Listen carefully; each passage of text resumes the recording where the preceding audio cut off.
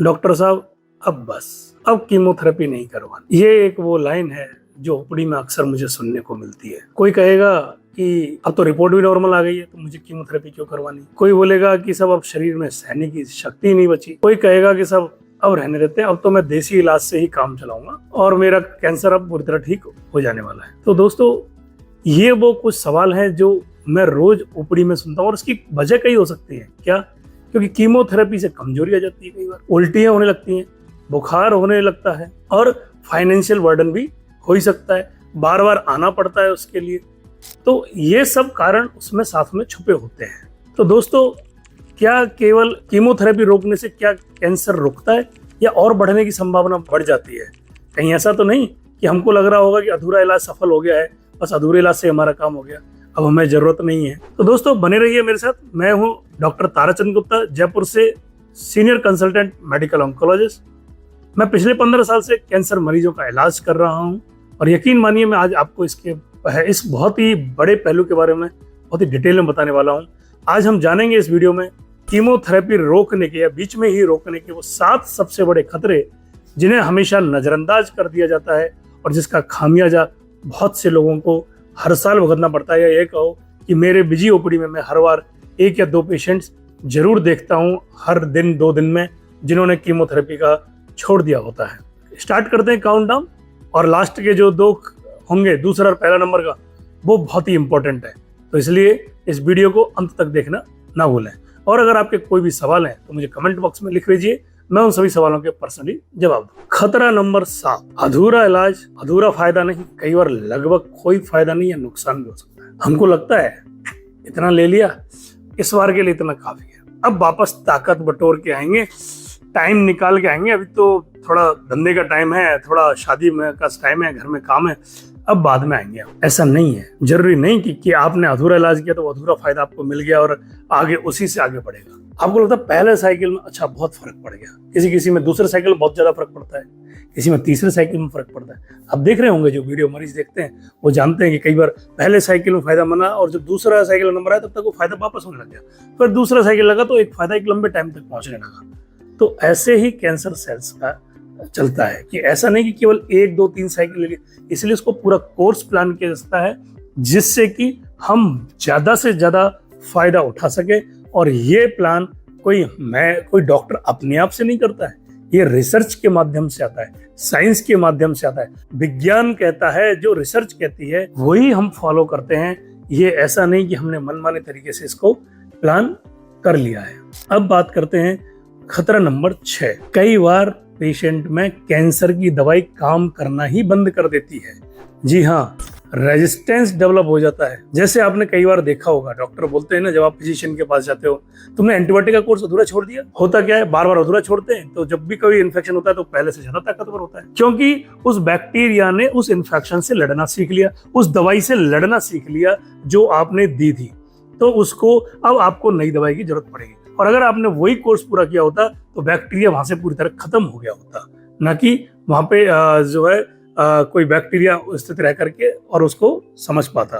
तो ऐसे ही cancer cells होती है। जब आप कीमोथेरेपी देते हो और अधूरा छोड़ देते हो तो कैंसर सेल्स उस बीच में उस कीमोथेरेपी से लड़ना सीखती हैं। अच्छा, ये दवाई मेरे को ऐसे मारने आती है, तो वो अपने अंदर एक रेजिस्टेंस मैकेनिज्म डेवलप करता है। और उसका फर्क क्या होता है कि कैंसर उस कीमोथेरेपी दवाई से अपने आप को रेजिस्टेंस कर चुका होता है, यानी कि वो दवाई उस पर इफेक्ट करना कम कर देती है या बंद कर देती है, और जिसका खामियाजा हमें कैंसर की बढ़ती हुई स्पीड से पता चलता है और कैंसर बहुत तेजी से बढ़ता है, ये आप सभी जानते हैं। अब आते हैं हम खतरा नंबर 5। कैंसर के दोबारा तेजी से बढ़ने के चांस बढ़ जाते हैं, दोबारा तेजी से बढ़ने लग सकता है। जी हाँ दोस्तों, जो आपने कीमोथेरेपी दी, ट्यूमर छोटा हुआ, दूसरी दी और छोटा हुआ, तीसरी दी और छोटा हुआ, और आपने क्या हो गया, आप कैंसर को छोड़ दिया, ट्रीटमेंट को छोड़ दिया। तो क्या होगा कि एक टाइम के बाद जैसे वो दवाई का असर खत्म हो, कैंसर सेल्स वापस ग्रो करने लगेंगे और वो एक एग्रेसिव क्लोन्स जो उसके बच जाते हैं, जो डोरमेंट हो जाते हैं कई बार कि कीमोथेरेपी आ रही है और वो अपने आप को एक सुरक्षित कर लेते हैं, जैसे कि कछुए का कवच होता है, वैसे ही अपने आप को एक जगह सुरक्षित करने की कोशिश करते हैं। वो एकदम से एग्रेसिव होकर बाहर आते हैं और अब वो अपने आप को बहुत तेजी से मल्टीप्लाई करते हैं, क्योंकि उनको अब अपना साम्राज्य वापस बढ़ाना है। और इस तरह से वो कैंसर पहले की जगह बहुत ही तेज रफ्तार से आगे बढ़ने लगता है। अब बात करते हैं खतरा नंबर 4 की। तो खतरा नंबर 4 में क्या होता है कि कैंसर के वापस आने का खतरा बढ़ जाता है। जैसे मैंने अभी ऊपर केस में बताया ना कि क्या होता है कि आपको लगता है रिपोर्ट तो नॉर्मल है, ऑपरेशन हो गया, एक आध कीमो भी हो गई, या हमने कीमो दी बिना ऑपरेशन और बीमारी दिखना बंद।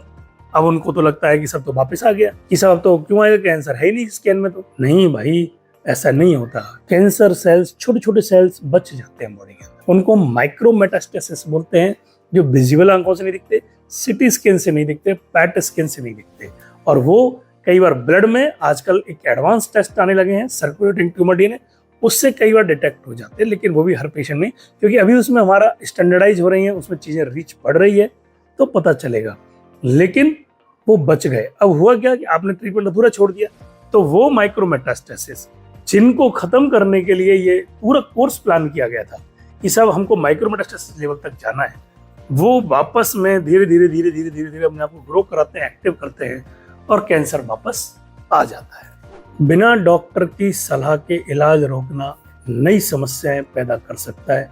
यही है खतरा नंबर 3। कीमोथेरेपी रोकना तो अपने अपना खतरा पैदा कर ही रहा है, जैसे हमने अभी बात किया, लेकिन कई बार लोग अपने ऑन्कोलॉजिस्ट से बिना पूछे उन मेडिसिन को बंद कर देते हैं, जैसे कि anti vomiting medicine, growth factor सब। उन्होंने उल्टी तो हो ही नहीं, जबरदस्ती की दवाई दे दी है। अरे भैया ऐसे नहीं है, वो प्री प्लान्ड एक रेजिमेन है। इस इंजेक्शन की जरूरत क्या है, ग्रोथ फैक्टर का वैसे दे दिया, मेरे तो सीबीसी नॉर्मल है। भैया वो हमने एक रिस्क कैलकुलेट किया है, वो जो भी साइंस के आधार पे है, साइंस बेस्ड है कि इन पेशेंट में वोमिटिंग का रिस्क इतना ज्यादा है, इसमें कम सीबीसी के गड़बड़ होने का खतरा इतना ज्यादा है, उसके अकॉर्डिंग ही ग्रोथ फैक्टर या एंटी वोमिटिंग मेडिसिन या एंटी कंस्टिपेशन मेडिसिन प्लान की जाती हैं, अपने आप से नहीं प्लान की जाती हैं। और जब कभी मरीज इनमें लापरवाही कर देता है, ट्रीटमेंट अधूरा मिलता है और जिसका रिजल्ट भी अधूरा होने की संभावना हो सकती है। अब बात करते हैं खतरा नंबर 2 की, मानसिक और भावनात्मक असर, यानी इमोशनल एंड मेंटल डिस्ट्रेस। ये बहुत कॉमन है देखने को। अब सब ट्रीटमेंट बीच में छोड़ दिया था, कैंसर वापस आ गया और भी तेजी से आ गया, कई बार स्टेज 1 2 जैसे आज हुआ, स्टेज 4 में वापस आ गया। हम ये नहीं कहते कि आपने ट्रीटमेंट पूरा किया होता तो कैंसर वापस नहीं आया होता, ऐसी बात नहीं है। क्योंकि कोई भी बीमारी हो, चाहे हार्ट अटैक हो, चाहे कोरोना था, चाहे निमोनिया हो, चाहे टीबी हो, कोई बीमारी हो, उसके वापस होने का खतरा तो हो ही सकता है। तो कैंसर भी एक बीमारी है, लेकिन ट्रीटमेंट पूरा करने के बाद वापस आने का रिस्क या बढ़ने का रिस्क कम हो जाता है। मतलब इस ट्रॉमा से पेशेंट के लिए बाहर आना, इवन पेशेंट क्योर हो जाता है कई बार, वापस आने के बाद भी पूरा ठीक हो जाता है, लेकिन उस ट्रॉमा से बाहर आने में, जो मेंटल ट्रॉमा उसको हुआ, बहुत वक्त लग जाता है। क्योंकि जब तक वो ट्रीटमेंट पूरा नहीं होता तब तक मरीज इस तनाव में रहता है कि अब मेरा क्या होगा। अब है खतरा नंबर 1, जीवन बचने की संभावना कम हो जाती है, यानी लाइफ की लॉन्गेविटी कम हो जाती है। ये कई बार रिसर्च में भी देखा गया है, प्रैक्टिकली भी देखा गया है कि जिन पेशेंट्स ने बीच में ट्रीटमेंट छोड़ दिया, वो चाहे बाद में वापस आए, लेकिन उनके रिजल्ट्स ओवरऑल सर्वाइवल, यानी ज्यादा जीने की संभावना, कैंसर से फ्री रहने की संभावना, प्रोग्रेशन फ्री सर्वाइवल पहले की तुलना में कम होती है। यानी कि रिजल्ट्स ओवरऑल ऑलरेडी खराब हो चुके होते हैं।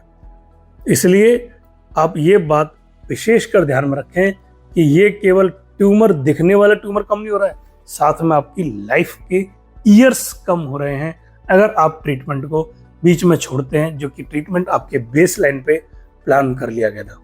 तो ये इतने सारे खतरे हैं जो एक कीमोथेरेपी ट्रीटमेंट को बीच में छोड़ने से उत्पन्न हो सकते हैं और एक बहुत बड़ा आपके लिए जीवन के लिए खतरा बन सकते हैं। तो दोस्तों, आज हमने ये सब डिस्कस किया कि अगर ये कितने खतरे होते हैं कीमोथेरेपी साइकिल्स को बीच में छोड़ने के, तो आप समझदार बने, अपने ऑन्कोलॉजिस्ट से डिस्कस करें, तब जाके इस डिसीजन पहुंचें कि आगे बचे हुए साइकिल्स का, बचे हुए ट्रीटमेंट का क्या करना है। और अगर आपके मन में ये सवाल है कि कीमोथेरेपी पूरी कर ली, ट्रीटमेंट हो गया, सर्जरी भी हो गई, रेडियोथेरेपी भी हो गई, इम्यूनोथेरेपी भी हो गई, तो भी कैंसर वापस क्यों आ गया, तो मैंने इस पर भी एक वीडियो बनाया है कि अगर कीमोथेरेपी पूरी हो गई हो तो कैंसर, तब भी कैंसर वापस क्यों आता है। ये वीडियो का लिंक मैं आपको स्क्रीन पर दिख रहा होगा, इसको लिंक को क्लिक कीजिए और इसको डिटेल में देखेंगे तो आपको वो खतरे मालूम चलेंगे जिनकी वजह से कैंसर वापस आता है।